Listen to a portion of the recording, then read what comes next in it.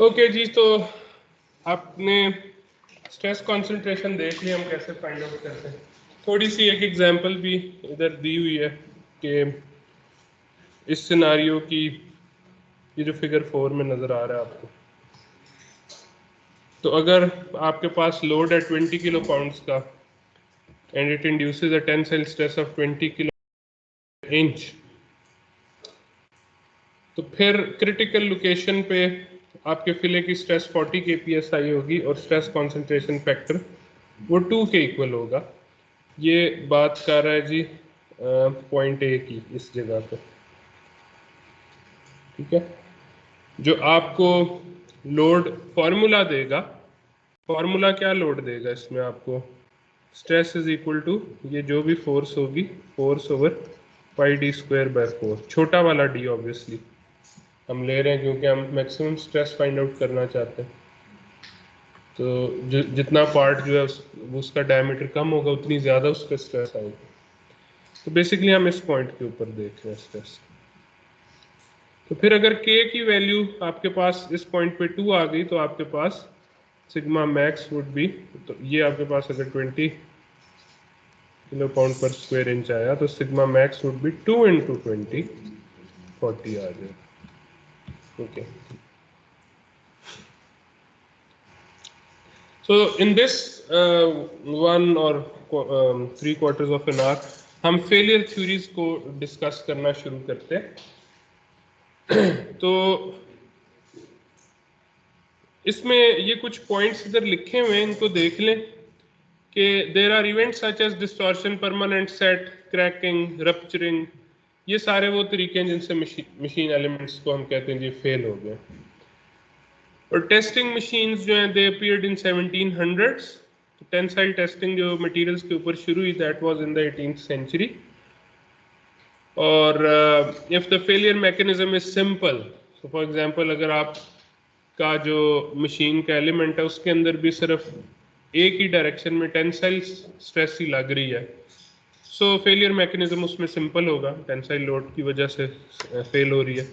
तो simple test can give clues कि किस वजह से फेलियर अकर हुआ। But unfortunately, there is no universal theory of failure for the general case of material properties and stress state. ये हमने बड़ी डिटेल में बात कर ली है। और ओवर द इयर्स ये कुछ हाइपोथेसिस है जिनको जिनको ट्राई किया गया और इनमें से कुछ हाइपोथेसिस जो उनको थ्योरी का दर्जा दे दिया क्योंकि वो दे succeed in predicting failure most of the times, ठीक है। तो अब हम पहले फेलियर थ्योरीज की जो बात करेंगे वो है डक्टाइल मटेरियल्स के लिए।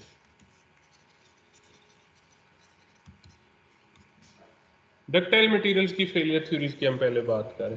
डक्टाइल मटेरियल की डेफिनेशन क्या है, मैंने आपको पहले बताया था कि जिस मटेरियल में strain at fracture is greater than equal to 0.05, यानी आपके पास स्ट्रेस स्ट्रेन डायग्राम में ये इधर फेल हो रहा है तो ये जो स्ट्रेन की वैल्यू है इसको EF एप्सिलॉन एफ कहते हैं ना।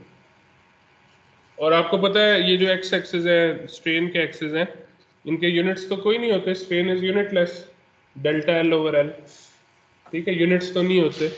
तो ये जो अगर 0.05 से बड़ी हो तो we call it as a ductile material.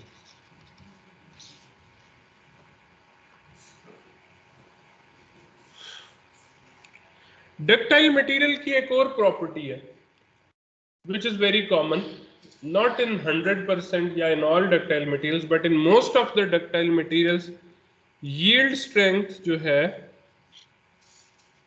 under tension is equal to yield strength under compression। यानी आप फॉर एग्जाम्पल एक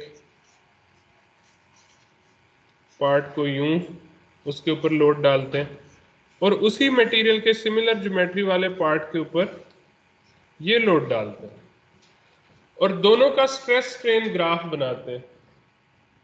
यहाँ पे इलोंगेशन हो रही होगी, यहाँ पे कंट्रैक्शन हो रही होगी, लेकिन दोनों की जो लीनियर रीजन है उसके अंदर जो यील्ड स्ट्रेंथ है ये SYC ये SYT कहलाएगी, टेंशन के अंदर है, इसकी SYC कहलाएगी, ये दोनों इक्वल होंगी।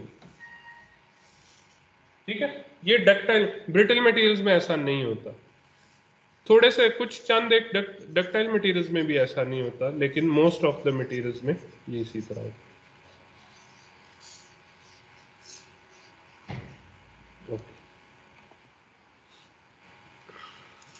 ब्रिटल मटेरियल्स में जी वो कह रहा है कि एप्सिलॉन जो स्ट्रेन एट फ्रैक्चर है वो लेस देन 0.05 होती है।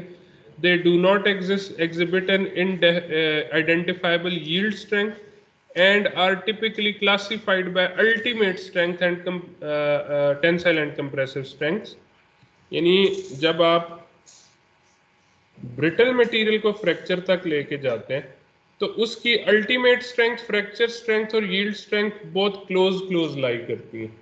तो उसकी यील्ड स्ट्रेंथ की जगह भी आप अल्टीमेट स्ट्रेंथ ही यूज कर रहे होते हैं।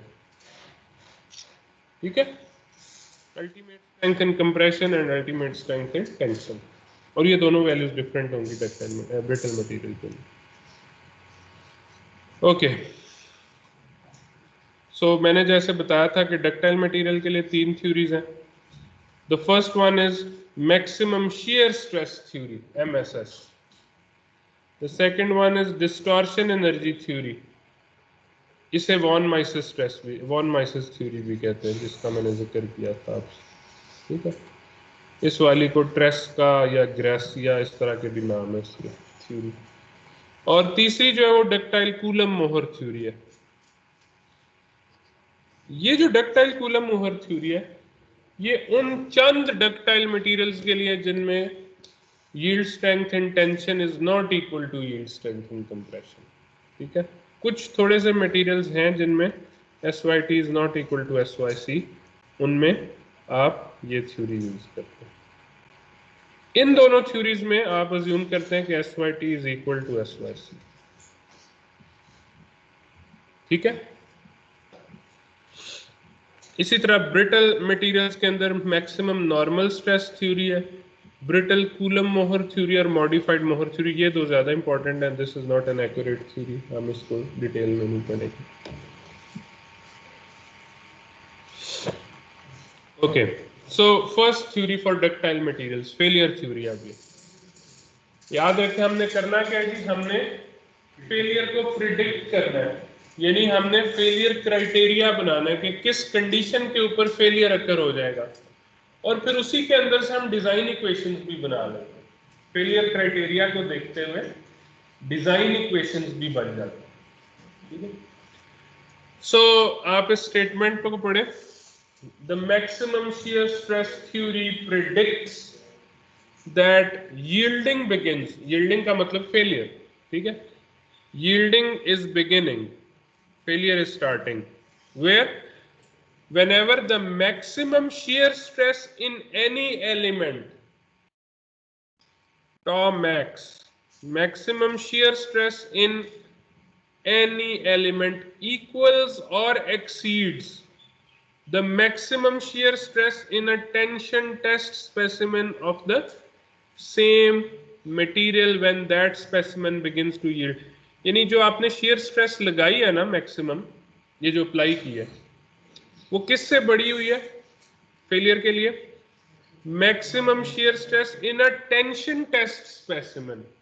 आपने एक सैंपल है, उसके ऊपर टेंशन टेस्ट किया। अब आपको पता है कि इसके अंदर shear stress मैक्सिमम 45 डिग्री पे आएगी, पता है ना? उस मैक्सिमम शेयर स्ट्रेस की वैल्यू जब ये टेंसाइल टेस्टिंग की वजह से यील्ड करना शुरू करे, उस वक्त जो मैक्सिमम शेयर स्ट्रेस 45 डिग्री के ऊपर लग रही होगी, वो वैल्यू उससे टॉ मैक्स को कंपेयर कर। When the shear stress in any element equals or exceeds the maximum shear stress, मैंने 45 डिग्री किसके कहा? क्योंकि वहां पे मैक्सिमम shear stress होती है। In a tension test specimen, इस तरह के टेस्ट में, of the same material when that specimen begins to yield, मैं आपको एक फिगर बना के इसको समझाने की कोशिश करता हूं। let me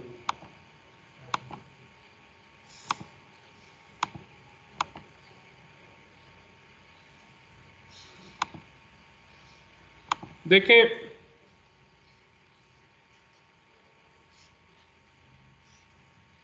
ये फॉर एग्जांपल मेरे पास एक टेंसाइल टेस्ट है, यूनिएक्सियल टेंसाइल टेस्ट। इसमें मैं स्ट्रेस की वैल्यू को इंक्रीज करता जाऊंगा। यील्ड कब स्टार्ट होगी? जब स्ट्रेस की वैल्यू यील्ड स्ट्रेंथ के बराबर हो जाएगी, है ना। अगर मैं इसका मोहर सर्कल बनाऊं, आपके पास बेसिकली ये सूरत हाल है यार, एक तो ये कोई शेयर स्ट्रेस नहीं लग रही, वाई एक्सिस में कोई स्ट्रेस नहीं लग रही, ऐसे ही है ना। ये इसका, ये जो मैंने सिग्मा एक्स वाला बनाया, this is what, this is it's stress element. अगर मैं इसका मोहर सर्कल बनाऊं तो क्या बनेगा? सिग्मा एक्स 0 और 0 0। पहले मैं इस फेस का बनाता हूं, विच इज दिस पॉइंट, है ना। शियर स्ट्रेस तो है ही नहीं ना। और फिर मैं इस फेस का बनाता हूं, इस पे स्ट्रेस ही कोई नहीं, इसलिए 0 0 पे आ गया। तो आपका जो यूनिएक्सियल स्ट्रेस का मोहर सर्कल है, यूनिएक्सियल टेंसाइल टेस्ट का मोहर सर्कल, वो हमेशा कैसा बनता है? वो हमेशा ये बनता है 0 और अप्लाइड स्ट्रेस के दरमियान बनता है। और ये जो सिग्मा एक्स है, यही इसकी प्रिंसिपल स्ट्रेस भी होगी, मैक्सिमम स्ट्रेस भी यही होगी। अच्छा, यील्डिंग कब अकर होगी? मैं स्ट्रेस को बढ़ाता जाऊंगा, ये 0 से इसका डायमीटर मोहर सर्कल का ऐसे ही होगा ना। यील्डिंग तब स्टार्ट होगी जब सिग्मा एक्स एस वाई के इक्वल हो जाए, यानी ये पॉइंट जो है, ये वाला पॉइंट जो है, ये एस वाई बन जाए, तब यील्डिंग स्टार्ट होगी। समझ आ रही है मेरी बात?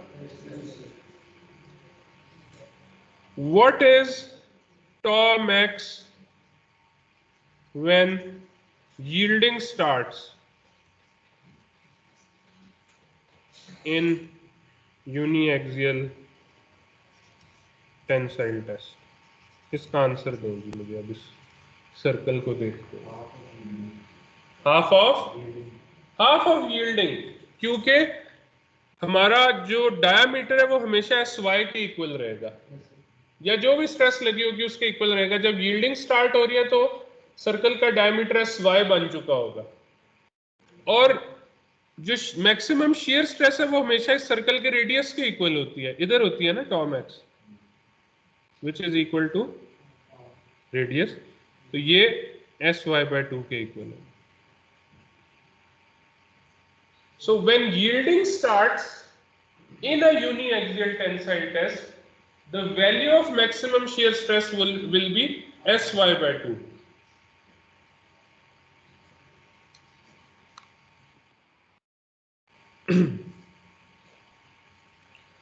तो अगर इसको देखें, ये देखें, तो मैं अगर ये Sy by 2 है तो मैं ये अब कह सकता हूं ना, इसी डेफिनेशन को देखें। begins whenever the maximum shear stress जो कि आप अप्लाई कर रहे हैं in any element equals or exceeds the maximum shear stress in a tension test specimen of the same material when that specimen begins to yield। वो कितनी होती है? Sy by 2। मैंने अभी आपको मोहर सर्कल से दिखा भी दी। तो ये बेसिकली फेलियर क्राइटेरिया आपके सामने बना।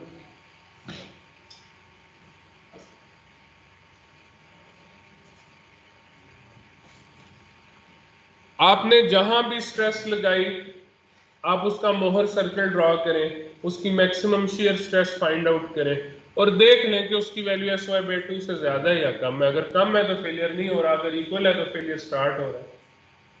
समझ? जो भी आपको स्ट्रेस स्टेट गिवन है उसमें से आप मैक्सिमम शियर स्ट्रेस निकाल लें और उसको Sy by 2 से कंपेयर करें, तो सिंपल हो गई बात। So this is maximum shear stress थी।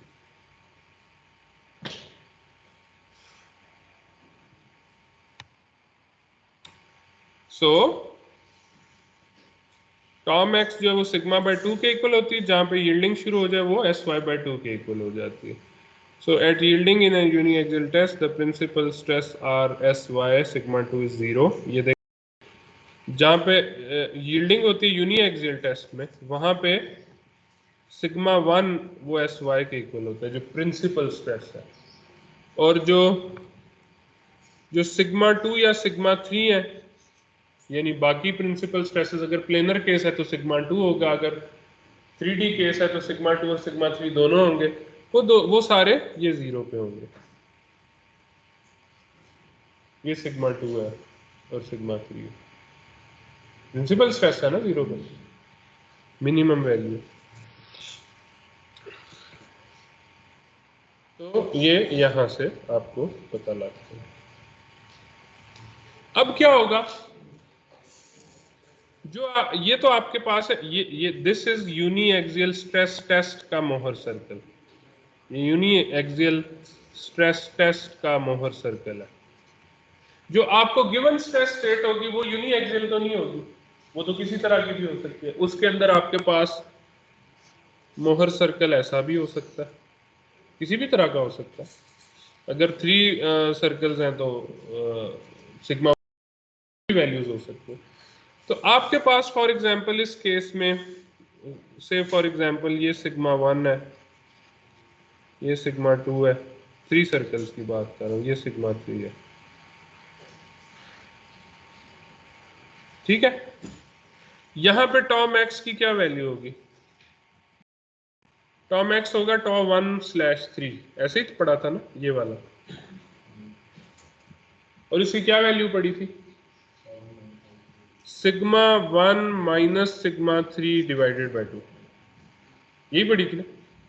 सो सिग्मा 1 माइनस सिग्मा 3, इस केस में सिग्मा 1 माइनस सिग्मा 3 बाय 2 ये टॉम एक्स है। If it is greater than equal to S Y by 2 तो आपका फेलियर अकर करेगा। So if you are able to find the principal stresses, जो कि आपको मोर सर्कल से फाइंड करना आ गई है, तो आप डायरेक्टली बता सकते हैं एस वाई की वैल्यू देके। एस वाई की values are given, it is given in your appendices, you can find it out from Google, जो भी, ठीक है। एस वाई की वैल्यू जिस भी मटेरियल के लिए आप देख रहे हैं, एस वाई की वैल्यू फाइंड आउट करें, मोहर सर्कल से sigma 1 sigma 2 sigma 3 find out करें, सीधा आपको बताएगा फेलियर हो रहा है या नहीं हो रहा है।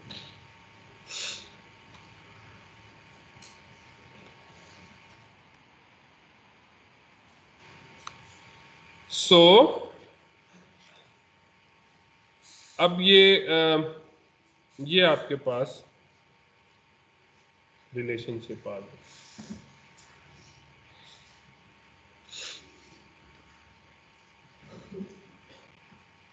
अच्छा, ये भी बता रहा है, यहां से आप ये भी कह सकते हैं कि शेयर के अंदर यील्डिंग जिस टाइम स्टार्ट होती है, या शेयर के अंदर जो यील्ड स्ट्रेंथ है, that is half of tensile yield strength. ऐसे ही है ना, आपको टॉम एक्स मैक्सिमम कहां तक, जब टॉम एक्स एस वाई बाय 2 के इक्वल होगा तो फेलियर स्टार्ट हो जाएगा। इसका मतलब है कि ये टॉ जो है, ये जो शेयर स्ट्रेस है, this is actually shear strength, आप ऊपर नहीं जा सकते, ठीक है। So that means S S Y is equal to 0.5 S Y. अच्छा, बाज लोग इसी वजह से शेयर के अंदर यील्ड फाइंड ही नहीं करते, बल्कि डायरेक्टली ये इक्वेशन यूज कर लेते हैं। अदरवाइज आपको शेयर के अंदर यील्ड स्ट्रेंथ फाइंड आउट करने के लिए शेयर टेस्ट करना पड़ेगा ना। Tensile uniaxial tensile test से तो नहीं आपको निकालनी चाहिए शेयर स्ट्रेंथ, क्योंकि यूनी एक्सियल टेंसाइल स्ट्रेंथ में तो नॉर्मल स्ट्रेस लग रही है। लेकिन इस थ्योरी की बदौलत आप you can get a good idea कि डक्टाइल मटेरियल्स के अंदर yielding in shear is equal to half of yielding in tensile, strength की वैल्यू हाफ होती है। और अगर आप एक्सपेरिमेंटली इसको देखें तो ये तकरीबन 15% लो बनती है SSY की वैल्यू एक्चुअल वैल्यू से। So this is a conservative, अगर आपकी स्ट्रेंथ की वैल्यू वो लो बता रहा है तो आप डिजाइन करेंगे उस वैल्यू से नीचे रहने के लिए। So this is a conservative design. आपका डिजाइन ज्यादा सेफ हो जाएगा। ठीक है। कंजर्वेटिव डिजाइन कौन सा होता है, ये बार बार वर्ड आएगा, जिसके अंदर आप कोई कंजर्वेटिव एस्टीमेट स्ट्रेंथ का ले लेते हैं। मिसाल के तौर पे अगर आप फैक्टर ऑफ सेफ्टी बड़ा ले लें तो this becomes a more conservative design.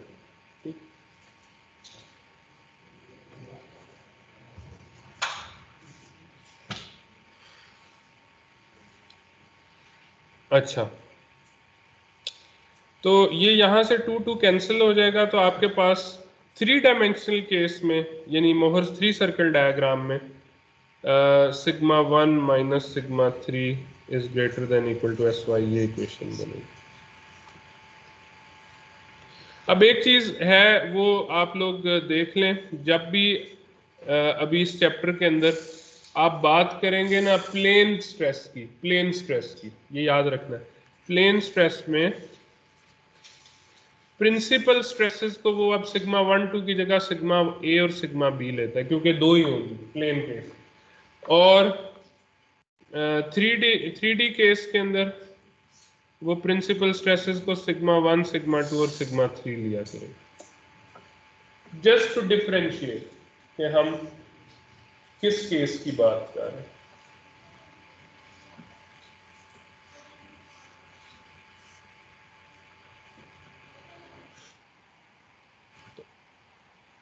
अभी फॉर एग्जांपल वो कहता है जी प्लेनर केस में, मैं अगेन थोड़ा सा इधर एक स्लाइड अगर डाल लूं,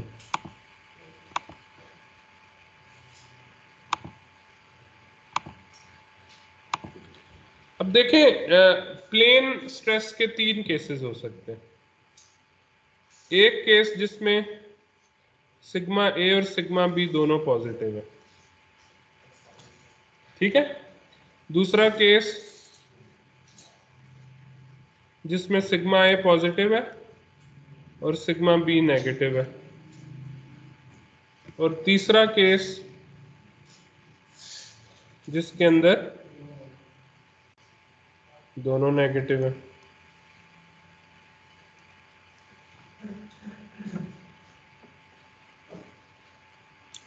अब आप अगर देखें कि अगर मैं इसकी 3 सर्कल डायग्राम बनाता, इसकी पहले केस की, तो इसमें सिग्मा 1 किसके इक्वल होता, सिग्मा ए के। सिग्मा 2 किसके इक्वल होता, और सिग्मा 3 किसके इक्वल होता, 0 के। अगर मैं सेकंड केस में 3 सर्कल डायग्राम बनाता तो सिग्मा 1 किसके इक्वल होता, सिग्मा 2 0, सिग्मा 3 सिग्मा बी। और इसी तरह अगर थर्ड केस में मैं मोहर 3 सर्कल डायग्राम बनाता तो सिग्मा 1 0 के इक्वल होता, सिग्मा 2 सिग्मा ए के इक्वल होता और सिग्मा 3 सिग्मा बी के इक्वल होता। ठीक है, तो मेरे पास इक्वेशन जो आई थी जनरल, मोस्ट जनरल, वो थी sigma 1 minus sigma 3 is greater than equal to S Y, यही थी ना। ठीक है, तो अगर प्लेनर केस होगा तो इस इक्वेशन के अंदर मैं डालूंगा सिग्मा ए बी की वैल्यूज, तो ये होगा सिग्मा ए माइनस 0 पहले केस में, क्योंकि सिग्मा 3 0 है उस केस में, है ना, is greater than equal to S Y. Second case के अंदर sigma A minus sigma B, क्योंकि सिग्मा 2 0 के इक्वल है, तो sigma A minus sigma B is greater than equal to S Y. और तीसरे केस में 0 minus sigma B is greater than equal to S Y, या in other word sigma B is less than equal to S Y. ऐसे ही होता है ना। तो ये मेरे पास 3 इक्वेशंस आ गई हैं, 1 2 3 तो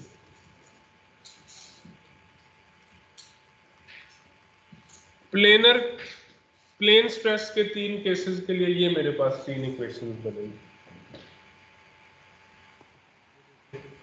sigma A greater than equal to S Y, ये एक इक्वेशन।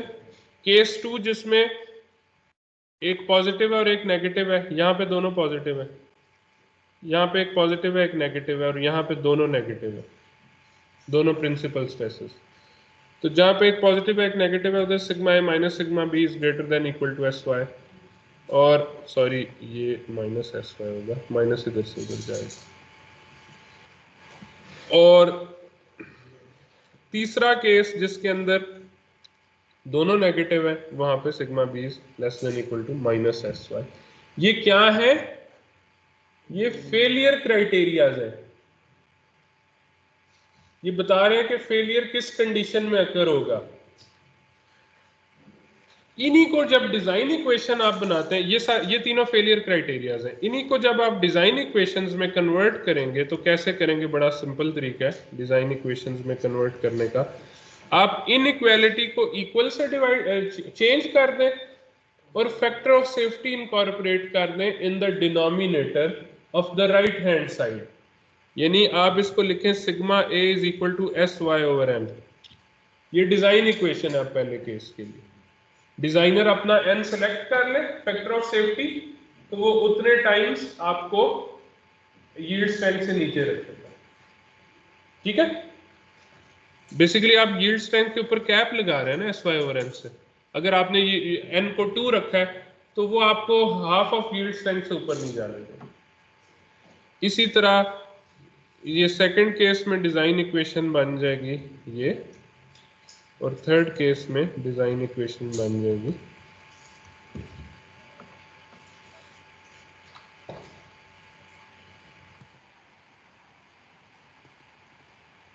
यहाँ पे कहीं लिखी हुई है, नहीं लिखी हुई, लेकिन ये देखें, ये लिखा है equations 4 to 6 can be converted to design equations by substituting equality for the equal to or greater sign and dividing sy by n। ठीक है,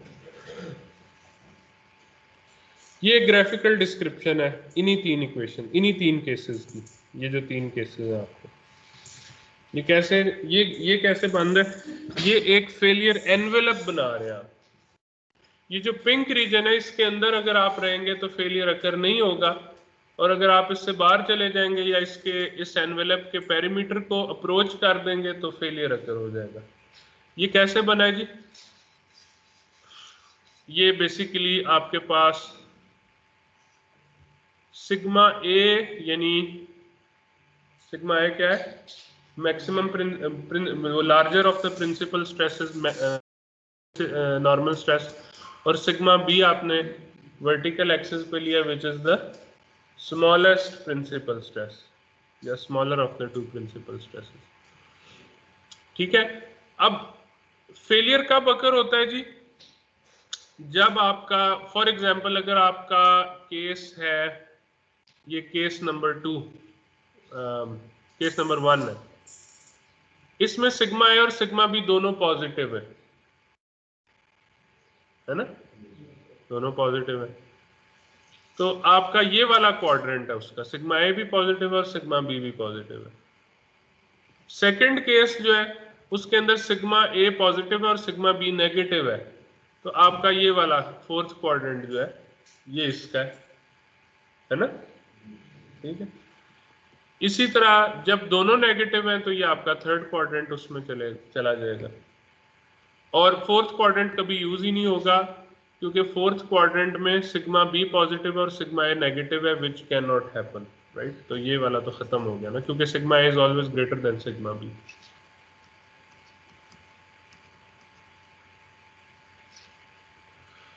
सो जब आपके पास सिग्मा ए की वैल्यू इधर एस वाई आ जाए और sigma B will always be lesser than sigma A, maximum it can go is up to sigma A, तो इसकी भी मैक्सिमम वैल्यू को मैं एस वाई ले लेता हूँ। तो ये बेसिकली आपकी एनवेलप बन जाती है। अगर आपकी गिवन स्ट्रेस स्टेट में सिग्मा ए सिग्मा बी इधर किस कोई पॉइंट बंद है, ठीक है, तो आप सेफ हैं, और अगर इधर बंद है तो आपका फेलियर अकर हो जाएगा। अच्छा, फिर आप दूसरे केस में चले जाएं। यहां पे इक्वेशन जो है, इधर तो इक्वेशन थी ना sigma A is greater than equal to S Y, तो मैंने सिग्मा ए पे इक्वल लाइन लगा दी और इधर भी उसी के इक्वल लगा दी, क्योंकि sigma B can also theoretically approach sigma A, उससे एक्सीड नहीं कर सकता, उसको अप्रोच कर सकता। यहां पे इक्वेशन थी sigma A minus sigma B is greater than equal to S Y, so ये एक्स माइनस वाई वाली लाइन बनेगी विच इज लाइक दिस। ठीक है। और तीसरी जो इक्वेशन है वो है sigma B is less than equal to minus S Y, ये बिल्कुल सेम है इसके, ठीक है, सिर्फ ये है कि नेगेटिव में चला गया। सो ये अगेन इधर माइनस एस वाई आएगा, ये आपका मान फेलियर एनवेलप। ऑल इसकी आपको जरूरत कभी नहीं पड़ती, just a graphical representation, all you need is those 3 equations. और अगर 3 डायमेंशनल केस हो, अगर ऐसा केस ना हो बल्कि मोहर 3 सर्कल हो आपके पास, इस तरह से कुछ बन रहा है, तो आपने सिंपली फिर वो जो मेन इक्वेशन थी कि sigma 1 minus sigma 3 is greater than equal to S Y, ये यूज करनी है। और डिजाइन इक्वेशन जो है वो sigma 1 minus sigma 3 is equal to S Y over N, ये यूज करनी है। ठीक है, तो मैक्सिमम शियर स्ट्रेस थ्योरी सारों को समझ आ गई? कोई क्वेश्चन है तो बताएं, ऑनलाइन वाले भी बताएं, फिजिकली जो बैठे हैं वो भी, कोई क्वेश्चन है तो बताएं।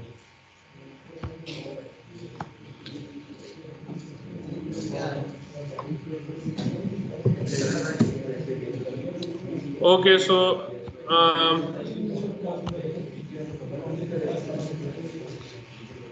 I'll stop the recording. Question आप पूछ सकते हैं, अभी हमारी क्लास में 5 मिनट रहते हैं।